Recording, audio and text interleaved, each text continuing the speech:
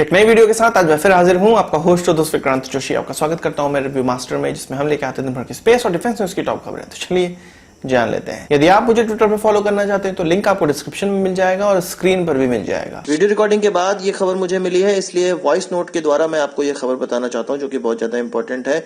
TikTok सहित 59 apps को जो कि चाइनीज ओरिजिन के थे उनको बैन कर दिया गया है भारत सरकार के द्वारा, और इसको एक बड़ा कदम माना जा सकता है और एक बहुत अच्छा कदम माना जा सकता है। यह कदम हम इस तरह से मान सकते हैं कि भारत सरकार अब चाइनीज सरकार पर दबाव देना चाहती है, ताकि वो जो बातचीत के टेबल पे जो प्रेशर उन पे कम बन रहा है उसको ज्यादा बढ़ाया जा सके।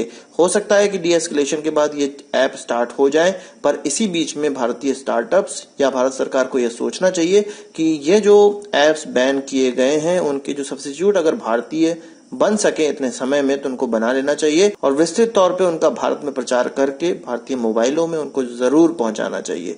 फिलहाल इन ऐप्स के बैन होने पर एक अच्छी खबर मानी जा सकती है। अपनी सबसे पहली खबर की बात करेंगे तो वो भारत और चीन रिश्तों को लेकर आ रही है।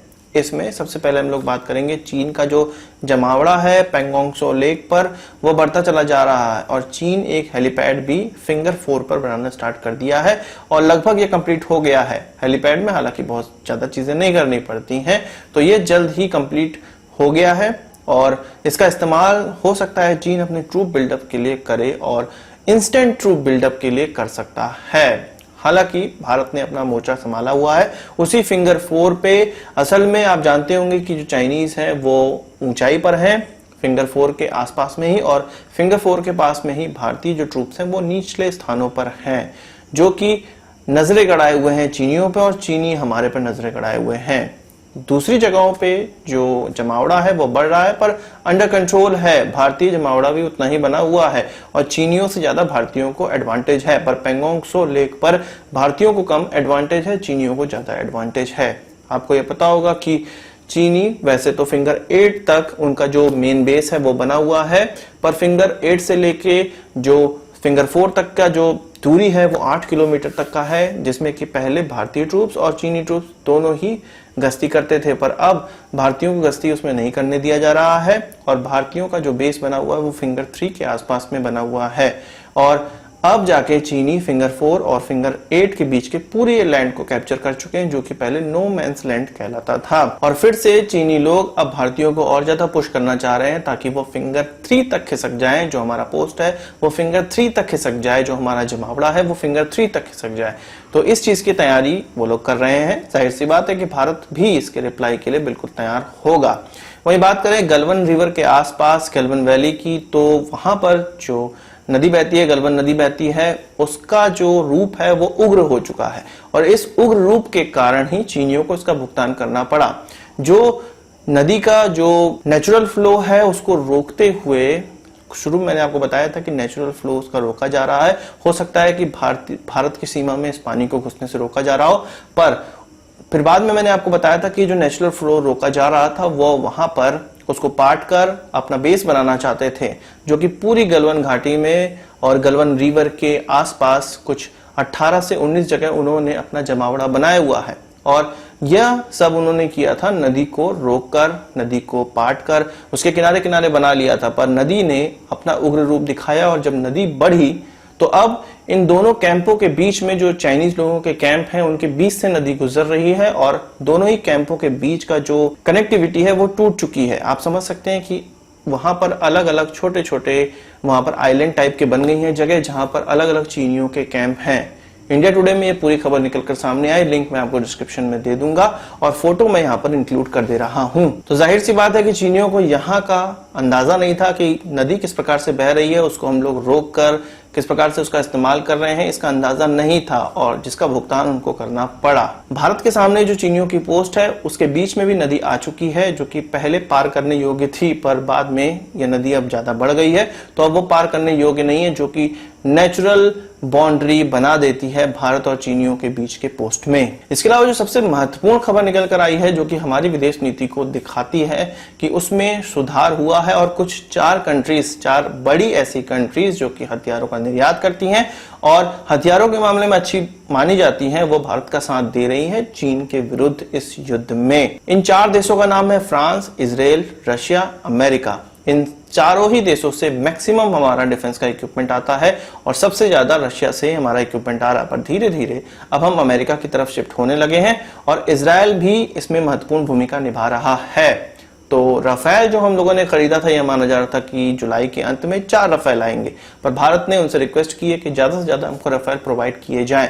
तो अब यह माना जा रहा है कि 27 जुलाई को जब राफेल पहली बार भारत आएगा और उस समय यह अंबाला जो हमारा एयरबेस है वहां पर इसको ऑपरेशनलाइज किया जाएगा, तब इसकी संख्या 6 होगी। यानी कि शुरुआती खेप में यह 6 संख्या में हमारे पास आएगा, जिसमें कि 3 ट्विन सीटर राफेल होने वाले हैं और यह सिखाने वाले राफेल होते हैं। हालांकि इनका इस्तेमाल युद्ध में भी किया जा सकता है, पर को पायलट के साथ, अगर किसी दूसरे पायलट को हमें सिखाना है तो को पायलट के साथ इसका इस्तेमाल किया जाता है किसी दूसरे पायलट को सिखाने के लिए, इसलिए ट्विन सीटर वाले होते हैं। तो 6 राफेल आ जाएंगे अगले ही महीने कुछ 28 दिनों का समय लगेगा, भारत में ये 6 राफेल उतर जाएंगे। हालांकि डसॉल्ट की जो फैसिलिटी है उसमें 10 राफेल ऑलरेडी बनाए जा चुके हैं, पर जो 4 की संख्या में राफेल हैं उनको वहीं रखा जाएगा और वहां पे जो हमारे पायलट्स हैं उनको सिखाने के लिए ये एयरक्राफ्ट रखे जा रहे हैं और जो पायलट सीख लिए हैं वो इसको भारत उड़ाकर लेकर आएंगे। अबू धाबी में एक स्टॉप दिया जाएगा जहां तक इसको जो रिफ्यूलिंग है वो फ्रांस करेगा और उसके आगे की रिफ्यूलिंग भारत करेगा, इंडियन एयरफोर्स के द्वारा किया जाएगा और तब जाके इसको भारत उतारा जाएगा। राफेल के आने से भारत को बहुत ज्यादा एज प्राप्त हो जाने वाला है और भारत के आसपास की जितनी भी कंट्रीज हैं उनमें सबसे बेहतर एयरफोर्स हो जाने वाली है। पर बुरी बात यह है कि हम 36 की संख्या में ही ये राफेल खरीद रहे हैं। उससे भी बुरी बात यह है कि जो डिलीवरी अप्रैल या मई में होनी थी वो अब हमें जुलाई में हो रही है, वो भी चाइनीज वायरस के कारण। और 3-4 की संख्या से हम चीनियों का मुकाबला इससे नहीं कर सकते हैं। पर इसमें जो महत्वपूर्ण है 2 हथियार, जो एक स्कैल्प क्रूज मिसाइल है, इसके अलावा Meteor air to air missile है, beyond visual range air to air missile है। ये दोनों इतनी घातक हैं कि चीन के 40 एयरक्राफ्टों पे हमारे केवल 4 एयरक्राफ्ट भारी पड़ सकते हैं। स्कैल्प मिसाइल की बात करें तो लगभग 400 से लेके 550 किलोमीटर तक यह ग्राउंड टारगेट को नष्ट कर सकता है। इस क्रूज मिसाइल में इतनी ज्यादा पावर है या इतना ज्यादा लॉन्ग रेंज के लिए बना हुआ है, जिसकी खेप ऑलरेडी भारत आने लगी है और जुलाई के पहले वीक तक इसकी पहली खेप भारत पहुंच जाएगी। शुरुआती इसकी कंसाइनमेंट आने लगे हैं और पूरी जो खेप की बात की जा रही है वो जुलाई के प्रथम वीक में आ जाएगी। इसी के साथ मीटियोर मिसाइल भी भारत आना स्टार्ट हो चुकी है। तो 2 बहुत ज्यादा महत्वपूर्ण मिसाइलें हैं जो कि भारत को, इंडियन एयरफोर्स को एक पावर देगी इस चीन के विरुद्ध युद्ध में। तो उसकी तैयारी पूरी की जा चुकी है। जाहिर सी बात है भारत और चाइना के बीच में युद्ध अभी इसलिए नहीं हो रहा है, केवल बातचीत से समय खरीदा जा रहा है। उधर चीन अपनी तैयारी है वो कर रहा है, इधर भारत जो अपनी तैयारी है वो कर रहा है। इसके अलावा रशिया से हमें जो जितने भी हम जानते हैं कि आर्टिलरी गन हम इस्तेमाल करते हैं, बंदूकें इस्तेमाल करते हैं और भी पुराने जितने भी इक्विपमेंट हमारे डिफेंस के हैं वो हम रशियन ही इस्तेमाल करते हैं। तो $1 बिलियन का एमुनिशन की बात कर लें, अगर स्पेयर पार्ट की बात कर लें तो वो आने की घोषणा हो चुकी है, जिसकी कोई भी जो डिलीवरी है उसको रोका नहीं जाएगा और भारत लगातार रशिया से वो प्राप्त करता रहेगा। इजराइल से हमें एयर डिफेंस सिस्टम मिलने वाला है और उनका in service air defence system को उठाकर हमें दे रहे हैं और हमारे वहां लगाएंगे।